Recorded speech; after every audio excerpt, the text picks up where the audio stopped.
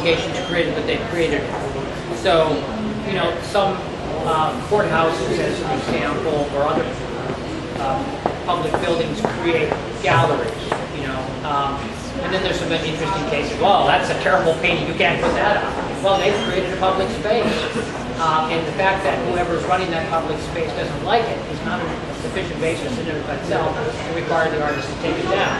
Now, that said, if in fact there's something about that piece of work that would rise to a very important governmental interest, then that might be different. But merely because the person running that space, which has now become a gallery, doesn't like your piece of work, too bad. I mean, that's what government has to accept if in fact they make space available. Now, the fact that some administrator lets you on and then somebody else comes along and says you have to leave, best to leave, unless you want to get arrested. And let me say something about being arrested.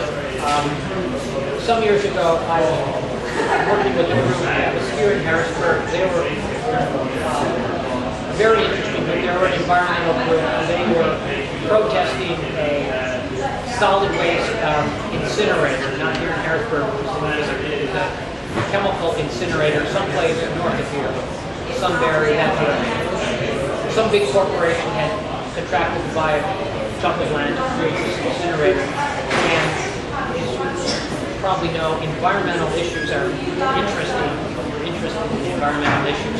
They're interesting because you're going to meet people that have different politics than you have. And yet you come together.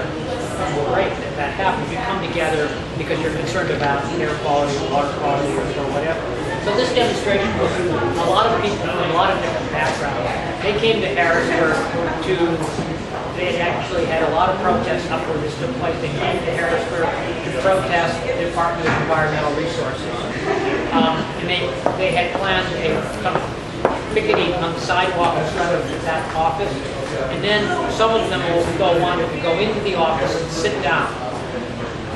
So we had several meetings about that, and there were actually a lot of people who wanted to do that, who knew that by doing that they would be arrested because they were going to block the door. That's what they wanted to do. So we had some discussion about that, and I think one point that came out of that discussion that's useful if you think about this, if you're going to be a demonstration in the future in which civil disobedience is being talked about. So the reality is that mostly people are interested in engaging in civil disobedience because it provides an additional forum to express their views. They get arrested, there's going to be some additional press, they might get an interview. It's a way of kind of getting the message out to a broader audience. What we learned in that demonstration was that you don't need very many people to do this. You don't need 100 people to engage in civil disobedience. You're probably going to irritate the police if you do 100 to the point where they're going to be less sympathetic in dealing with you. And I'm thinking now about the charges that might follow, and that you can probably do 8 or 10 and you get the same amount of publicity. And so I remember this meeting in which hands were shooting up to be the people, the 8 or 10. And these are women and older folks, what I call grandmas with tennis shoes that have never been in a demonstration ever in their life, and they were so committed to this. They wanted to be arrested. They wanted to, go to the whole 9 yards. And so then eventually the group had to figure it out. I was just sitting there listening to it. I found it pretty amazing that people who had never done it before wanted to do it. But I think they also came to realize that not everybody needs to get arrested. Your lawyers can help you out a little bit. If you're going to get arrested, they tell the police it's going to occur. You can have negotiations with the police. Maybe you can even agree as to what the charges will be, that you're going to be peaceful, you're going to make it easy. You can make it hard for the police, you can make it easy. It's a decision that civil disobedience people have to make. It's your decision, not the lawyers who get involved in this. It's your decision. Lawyers may say, well, make it easy. You may decide, I'm going to be completely, and I'm not going to walk at all, and I'm going to have to haul me away. Or you say, I'll get up. As soon as they tell me to get up, I'll get up, and I'll turn around, and I'll get out, and I'll walk away with them. So it's all up to you. At the end of the day, it won't make much difference whether you made a card in the house or not, because you're going to get the publicity that you're interested in if that's what you want to do. So, civil disobedience is a well-established form of protest. It's not protected. You're going to be punished for it.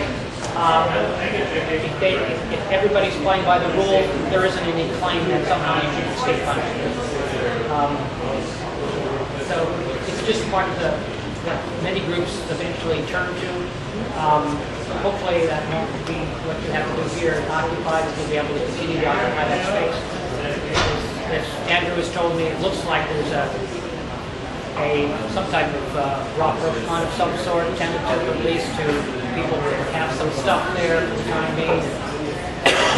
Can't camp if you can be there. That's the way it might play out. That would be a good result. It's not exactly what you want, but you're there and you can survive the next couple of months, I guess. Nighttime is tough. What do you have? Yes. During the Bush administration, you heard a lot about the free speech zones. Yes. Has there any lower court cases come out of that that you're aware of? Yeah, free speech zones generally have been found to be unconstitutional. You can't confine people to a little space over here, say. And it's demeaning to the whole idea of the role of free speech in our society. It's a way of government trying to manage it. Some what I call pointy-head bureaucrat thinks that this is the way to manage that. We'll create this little space over here. This has usually come up on campus. You can communicate with people. You don't need to go to a free speech zone. You can pass out stuff. You can hold your sign. You can talk to people coming by. You can. That doesn't mean that you can't. That you're not going to have problems if you bring 1,000 people onto the campus and somehow catch a class or so. But the idea that you confine everything to a little space. Are you aware of any court cases? I think there's one that I think came out of Shippensburg some time ago. So if you Google Shippensburg free speech, so you might be able to find it. Okay, well, thank you for inviting me. Thank you.